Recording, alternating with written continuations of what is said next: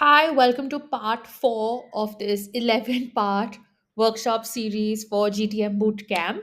We are now going to talk about step 2, top alternatives. So far, we've already discussed step 1, stakeholder mining, which is honestly the most intense, most demanding part of the process. Not only was the video much longer than what I expect all other videos to be, but also I believe and I recommend that you spend a lot of time on solving for step 1, stakeholder mining.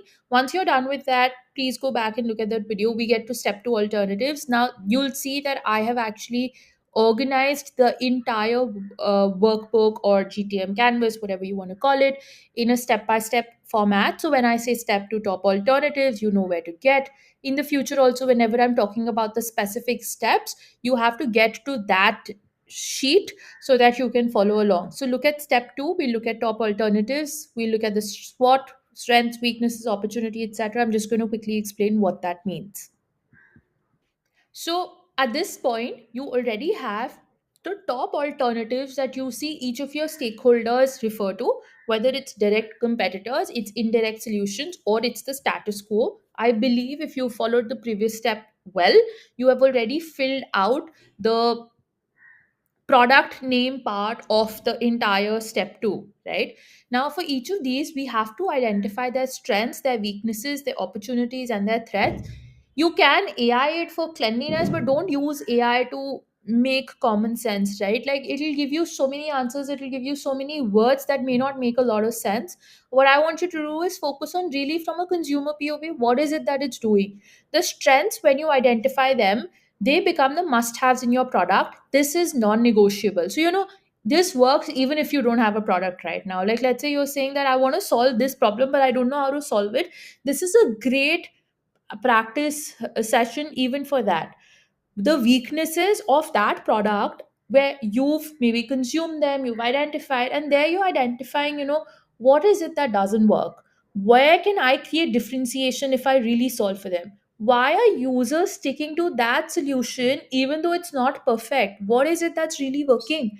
And it's important to do that, because otherwise you keep trying to solve for weaknesses that actually don't matter to anyone. Maybe they're just very nice to solve, but they don't really move the needle. They're not must solves.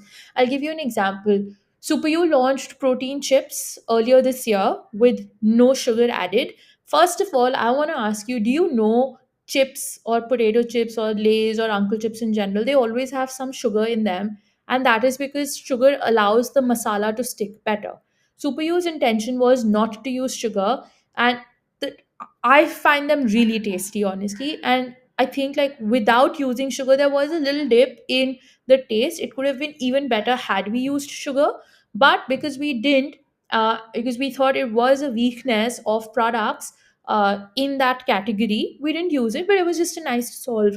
People didn't really care. It made no difference to them. People who were consuming chips did not care if there was sugar in it or not. They just wanted the good chips.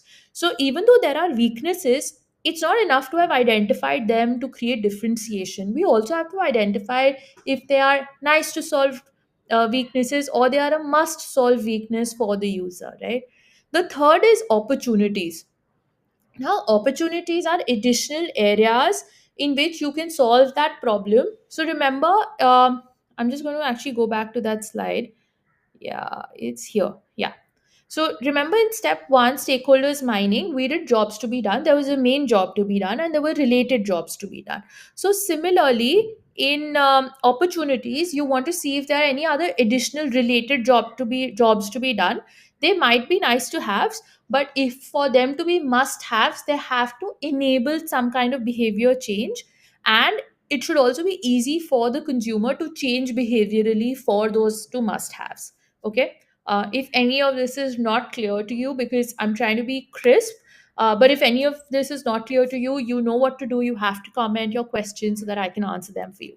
Now, threats could be a challenge that the solution already faces, and what you want to do is minimize those risks. It can be from anything to anywhere from regulatory challenges to a food farmer constantly calling out healthy and better for you food products, and leveraging the masses against you. All of it, any of It could also be geopolitical challenges where maybe you are getting toys made from China at great rates, great quality, but suddenly there's a supply issue and now you have no way of solving for that. So, what do you do in that case? So, you want to identify all of these. You do it. I'm going to show you some examples of comparative analysis, right? Obviously, write the price points, identify if they are direct to indirect, put down the customer experience. You would have spoken to your customers about these by now if you've actually paid attention to what I've been recommending you. So, write down that experience. You'll see all of these strengths coming in, the opportunity, threats, etc. Right? Now, how do we put it all together? Let me explain. To put it all together, I want you to go back to your GTM canvas, which is where you should be anyway. Uh, Go here. Hopefully, you filled out all of these details. You have to fill two links here. You have to fill out the alternatives which come from here, and you have to fill out the approach. So your strengths, weaknesses, opportunities, threats, barriers to entry, everything, where you would have identified the most relevant of these to you. This is not ke सब detail इकट्ठा करा और सारा डाल दिया. You also have to identify those that make the most sense. Remember, we spoke about nice to haves and must haves. Must haves should go in that section. Okay, um, this should be far quicker actually. It shouldn't be that hard compared to step one, to be honest. We will get to step three after this. Make sure you follow this on a step by step process itself. I will see you in the next video. Bye.